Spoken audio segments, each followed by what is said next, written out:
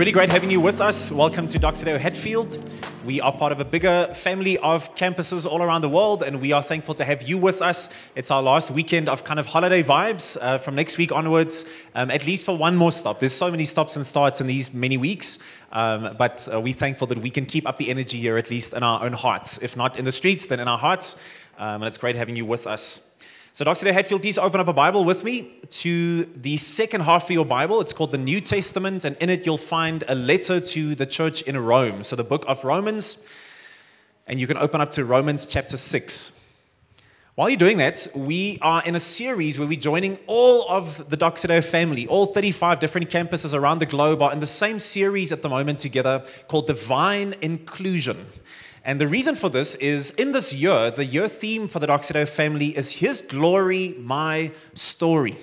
And we basically asking the question, it's in a sense summarizing all of Doxydale's theology, asking the question, what would it look like if the glory of God were to become the focus of my life's story?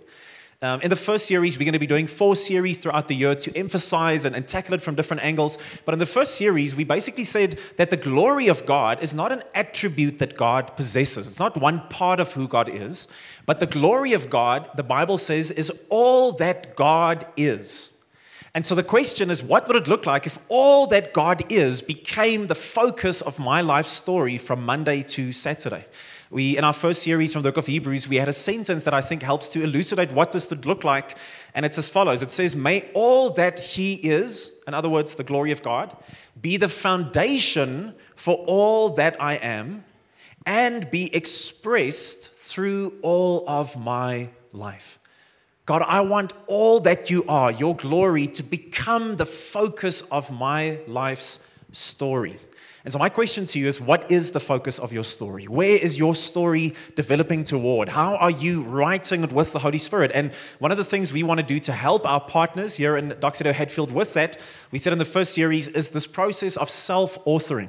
So self-authoring is a process that we want to say, how can we take ownership of the stories of our lives? How can we allow the Holy Spirit to come and maybe highlight what were the things from our past, what is He doing at present, and more importantly, how does He want to write your story going forward? All the aspects of your sexuality and your finances, your relationships, your vocation, all the parts of who you are. What would it look like if the Holy Spirit were to write that into the future even more toward the glory of God? And to do that, you would need 3 things to go through this process. We said, number 1, you need a journal. So you can, if you want to, buy one of these fancy journals that the ladies at Pop-Up have hand-stitched for us.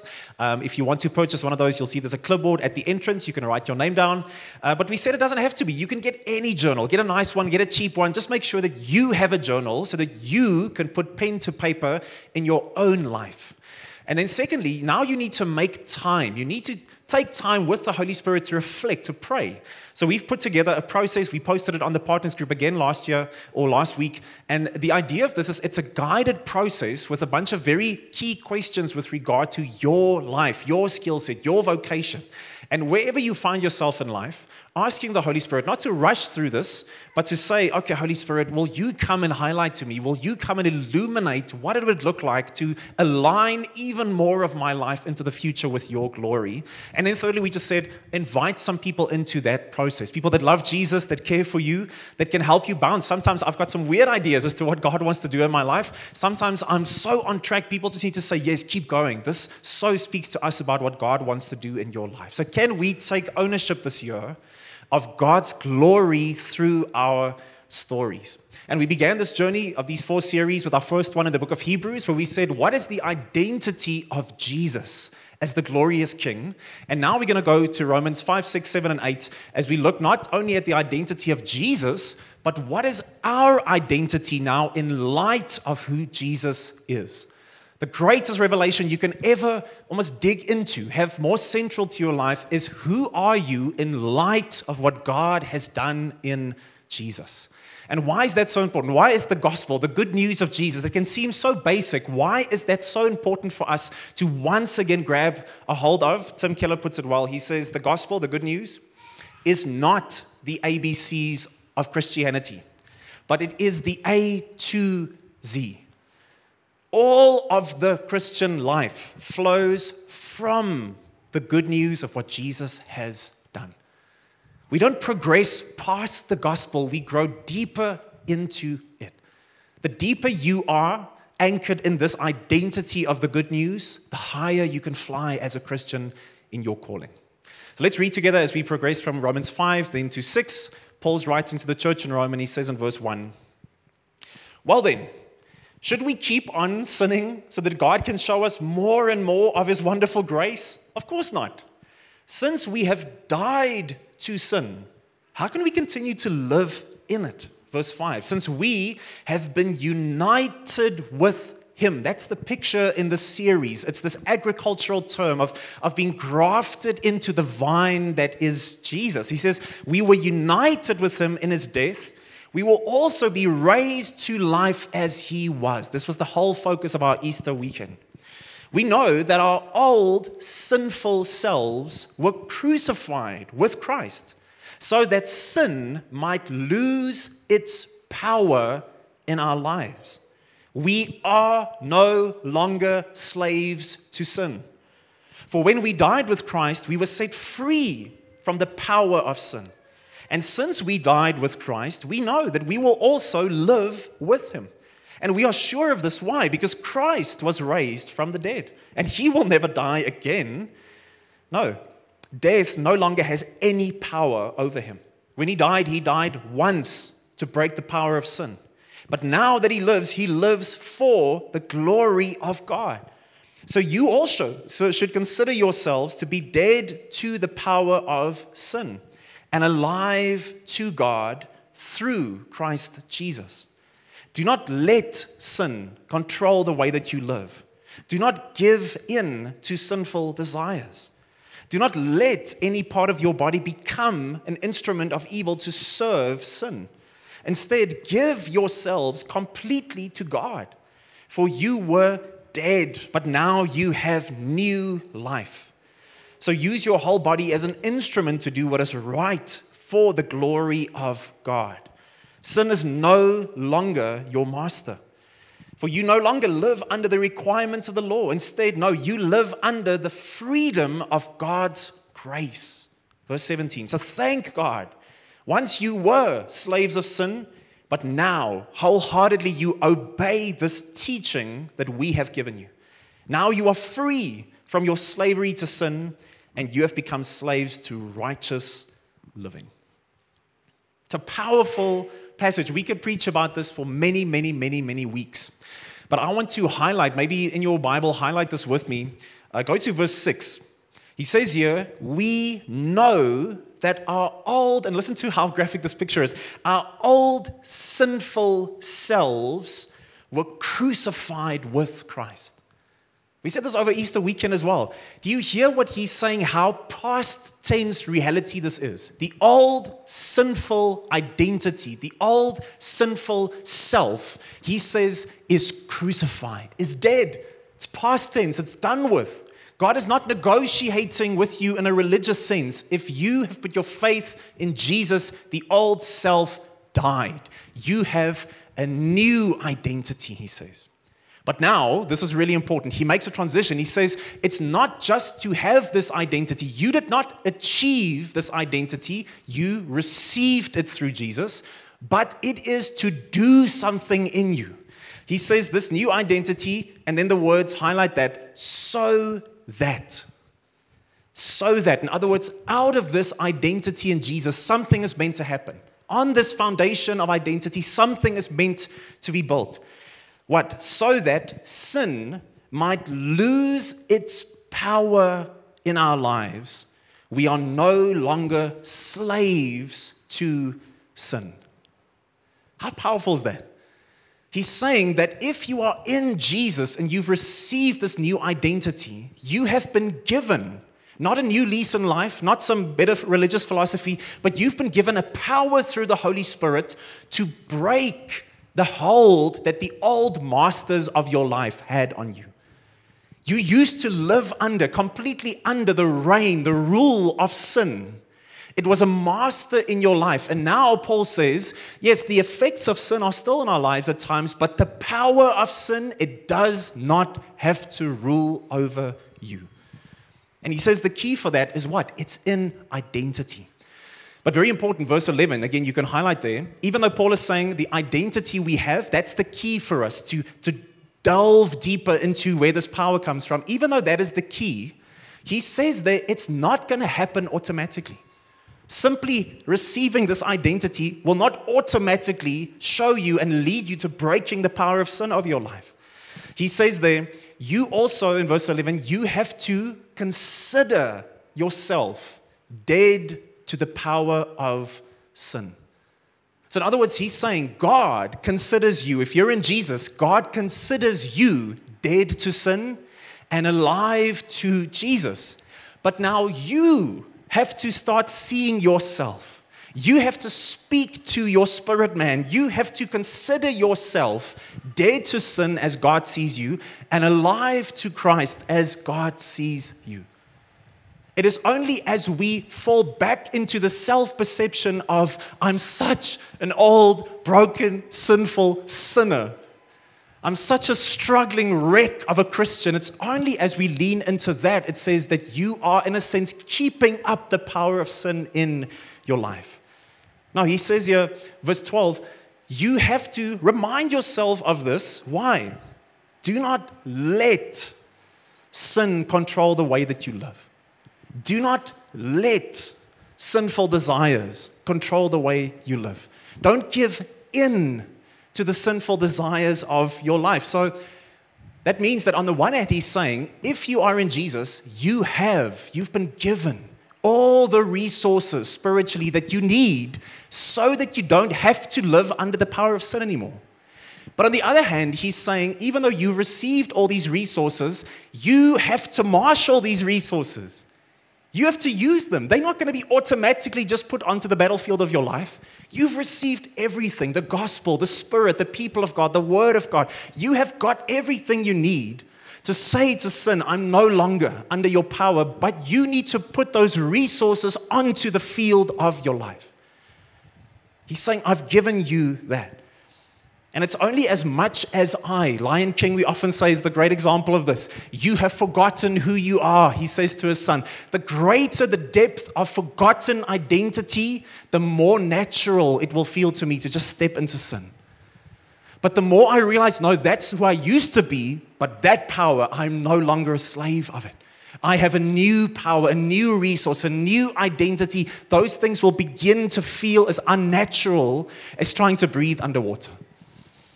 Now, how does that work? How do we see ourselves walking away from the things that at one stage ruled us, felt natural to us, felt like life to us, but now we're saying, I'm no longer under your rule? Tim Keller is really helpful in this. And so he tells of St. Augustine. He was the great North African theologian. He's one of the OGs of the Christian faith, one of the greatest men in the Christian faith. And before he became a Christian, this great man of the faith, needless to say, if you go and read some of his journals, he had a wild sexual ethic, this man. He had zero control, he would say, of his sexual desires. And then after becoming a Christian, this was obviously part of his journey, saying, no, that's the old me. So one day he was walking just publicly, and one of his old mistresses sees him. And she comes up to him, and she starts engaging him, and she invites him back to her place. And he just smiles very courteously at her, and he says, no, thank you. And he just walks past. And she's stunned. She's like, this is Augustine. This guy, you didn't have to hint in the past for this man to jump into the sack with you. And so she's like, no, this can't be. I'm guessing what happened is he didn't recognize me. That's the only possible way. And so she starts walking behind him, and she calls out, she's Augustine. And he turns around and she says, it's me. And he just smiles and he says, yes, I know, but it's not me. I love that. As the old self calls, oh, I know who you are. You know who you are. Come, it's me. Sexuality, it's me. Pornography, it's me. Money, it's me. Lust, it's me. Success in business, it's me, it's me. And he says, yes, I know, but it's not me anymore. What was he saying? He was saying that, yes, I used to be someone that needed the sexual affection of a woman. I needed it. It was never about love. The reason I got into all these relationships with all these women had nothing to do with love. I used them and their bodies to try and fill some kind of black hole in my own heart that never got filled, by the way.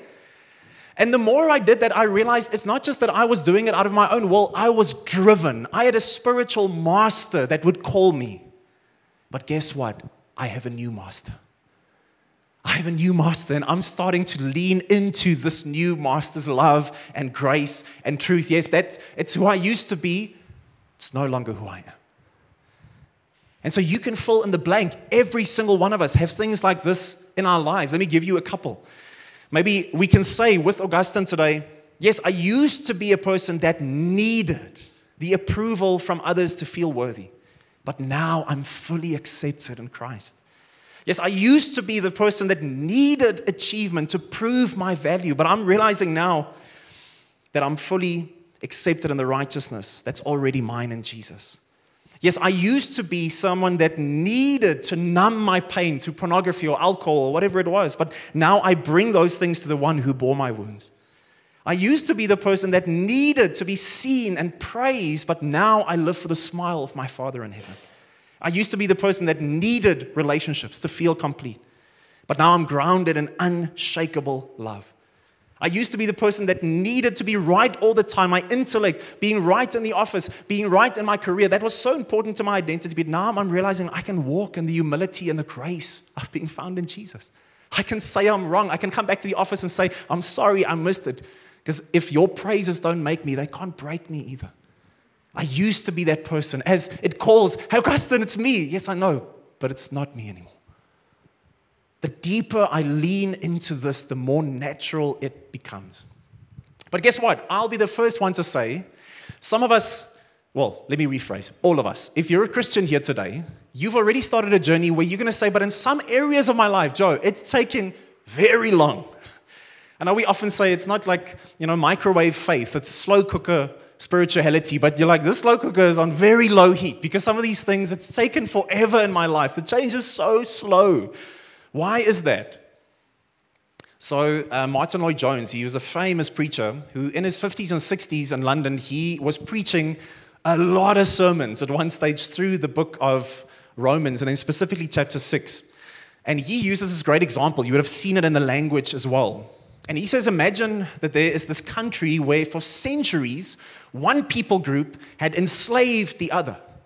And so for this people group, whenever they would meet the other people, they would cower in fear because their day-to-day experience is by law, these people, whenever they meet you, if you don't obey, then it could mean punishment. It could even mean death. So what got almost built into their nervous systems over centuries is whenever I see these people, I just cower, I tremble in fear, I just obey. And then he says, imagine a new king, a good king, comes and to overthrow the old God, and he instills a new set of laws, a new set of judges, a new way of doing things, and he frees those who were previously oppressed. And he says, now know this, that legally, these people are free. Legally, they are free. But he says the tragedy, of course, is this, that to get people out of slavery is one thing, but to get slavery out of them is another thing. And even though they are free, whenever they still see in the public space these people who previously oppressed them, what happens? Just almost out of instinct, out of an ingrained identity, out of an old pattern, what happens? They just cower in fear. They tremble. They're still used to this old way of thinking and doing. Even though they are legally free, they still live under the fear of slavery. And Lloyd-Jones says this is the journey of every Christian at times.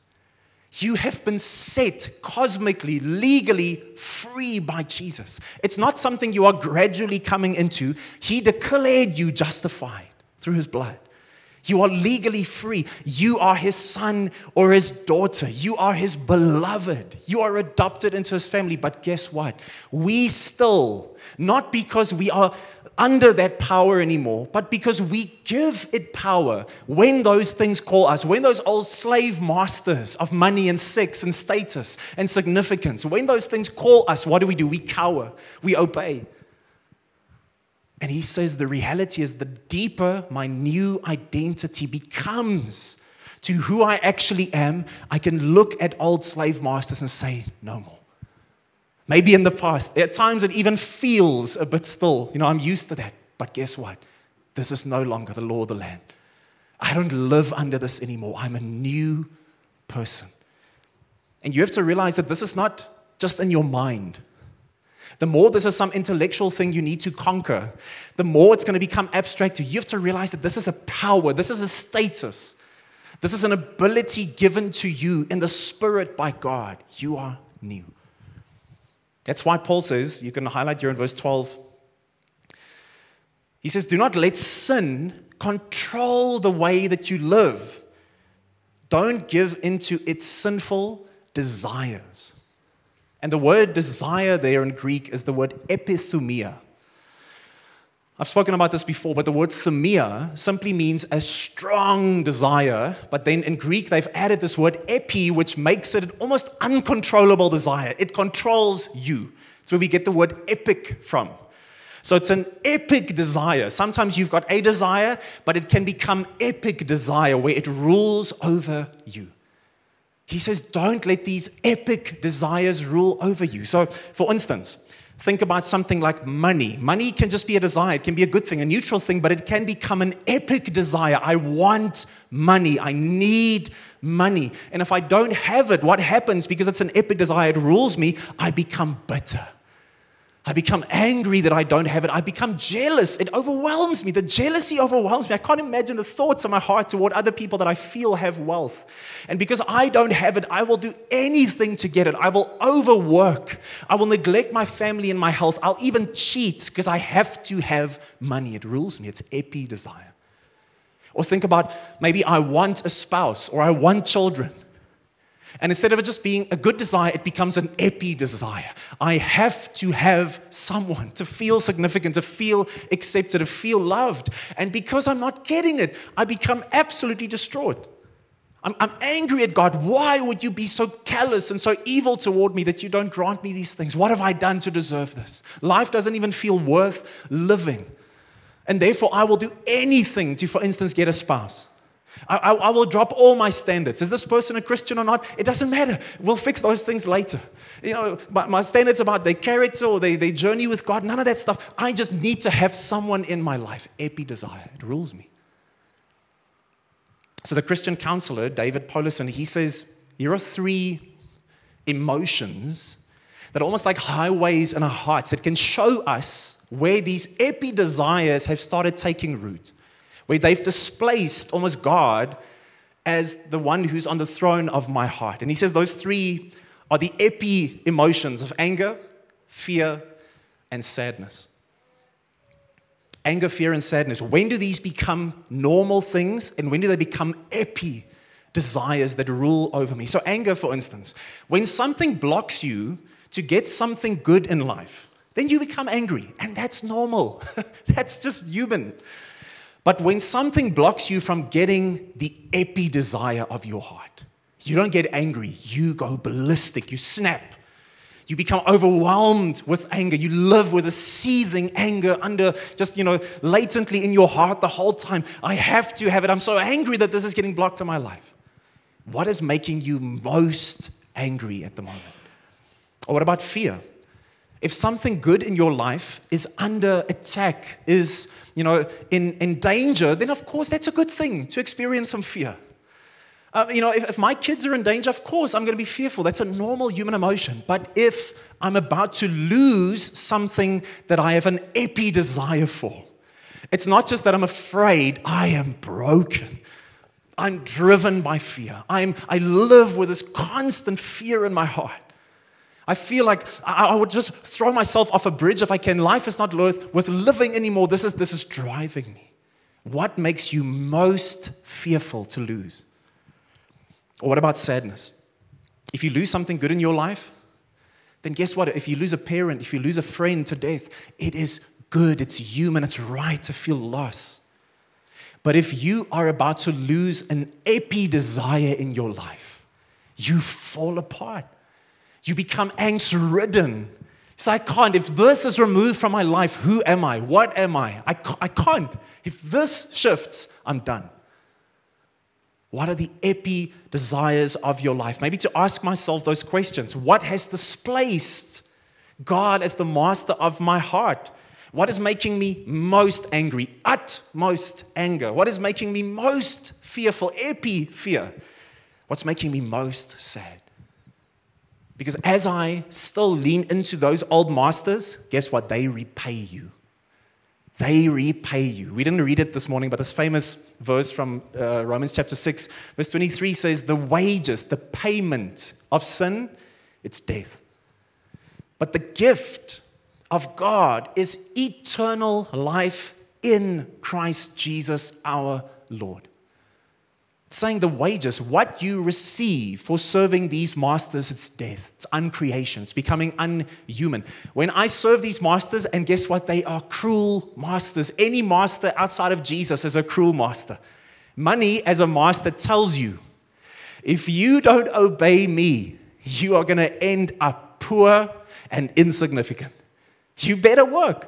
You better slave yourself off for me. If you are not going to be smart enough, if you're not going to work hard enough, if you're not going to climb the corporate ladder quick enough, if you're going to fall behind your friends or family or colleagues, just guess what? You will see how insignificant your life becomes. It's a cruel master. Or maybe the master of relationships.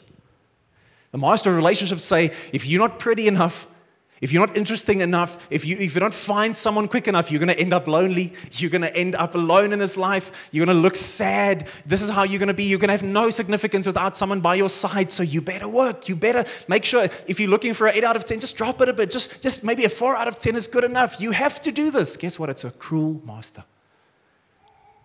But it says, but the identity, the wages of those things is contrasted not with a wage, not something you earn, but with the gift. Jesus, the ultimate master, he comes and he says, guess what? I will gift you all of my love and my acceptance, my joy, my accomplishments, my status before the Father. And if you fail me, money says, if you fail me, relationship says, Jesus says, if you fail me, I will forgive you. I will love you still. I will embrace you. I will redeem you. Friends, the masters that I allow to run rampant in my heart, they will ruin me. But there's one master, Paul says, Jesus, who is the most loving and caring and truthful and redeeming one. Now, I know this can be abstract for us, but I've seen it in language. I told you before, I had a training partner many years ago in Bloomsdale, and he was a bit of a womanizer, and for the millionth time, he had cheated on his fiancée with a woman that he had met through work, and this lady, her husband, actually found him. And so this one night, knock on the door, as he just kind of opens the door, this guy bursts into his flat, and he assaults him. And this guy was broken, so lo and behold, we had never had any spiritual conversation before, but he sends me a message and he says, listen, can we the next day, just a couple of minutes before the class, can we just get together? I'm like, sure, let's do it. I'll never forget one of the first things that came out of his mouth as he started to tell this whole story.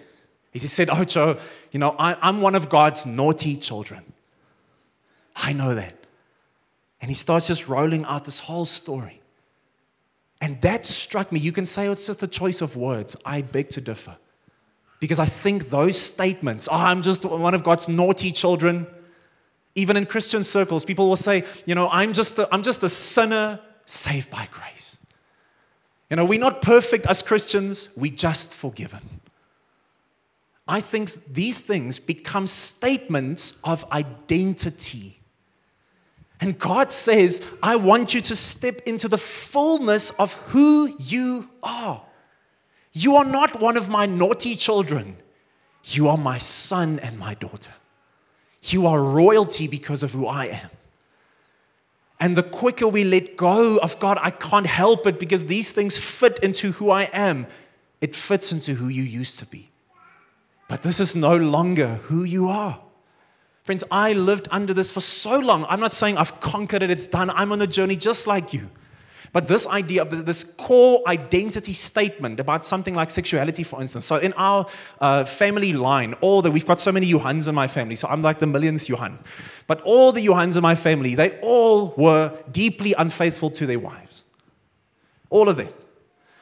And so I remember once a younger boy still at that stage, one of the ladies we had a family gathering and they were kind of arguing about this heated moment, and she just said, and I heard this, she said, all you Stroeveld men, you're all the same. And that so went to sit on my heart. I remember that. This is just who we are. And so before becoming a Christian, so many of these things sexually just started enslaving me, and I put it onto myself. Man, pornography was an addiction in my life. An addiction. I used it to soothe my emotions. I couldn't function without it. I would push the boundaries of girls in relationships. Even when I met Shay, my wife today, I'm so ashamed to say that I pushed her boundaries because this was such a core statement of my identity.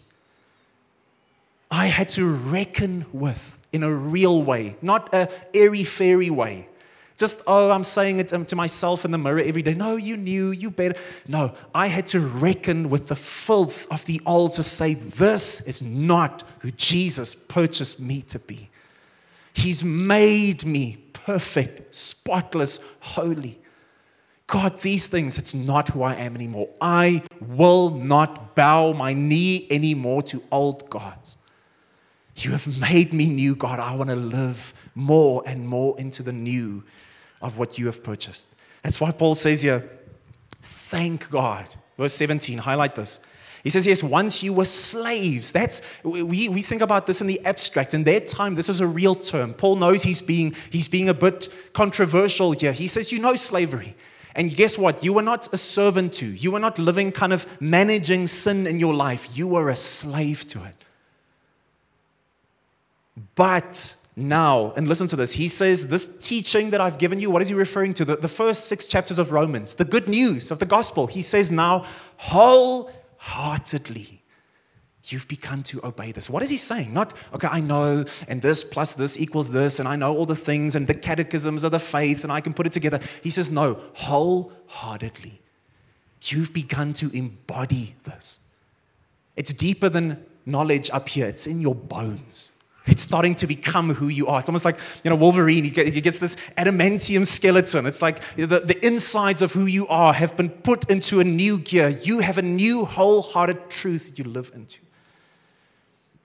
Once that strikes me, what God has done, and it keeps on softening me and softening me and melting me on the inside, it's like I'm lifted up into a new identity. So in closing, I'll give you a final example of this. There's an old movie, 1999. Maybe I shouldn't say old. That's like yesterday. For some of us. Some of us, you weren't born at that stage. But it plays often post-war Vietnam. And in this movie, and one of the vignettes that it covers, it has these 2 characters. Hai, who is very poor, on the line of poverty, rickshaw driver. And Lan, she's this beautiful prostitute. And the 2 of them are really battling through life. And in her greatest desire, Hai loves Lan. He would so want to be with her, but she, on the other hand, would just want to. She so wants to escape the life that she's in. She wants to be with high society. She wants to move into the upper echelons of the people around her. But what happens, her reality is that she just gets used by the high and mighty. And she goes into 2 or 3 of the most spectacular hotels in the city on an almost weekly basis.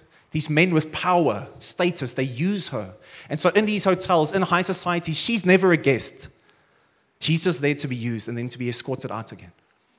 And then Hai enters this race and he wins the grand prize, this bike race. And now suddenly he has money.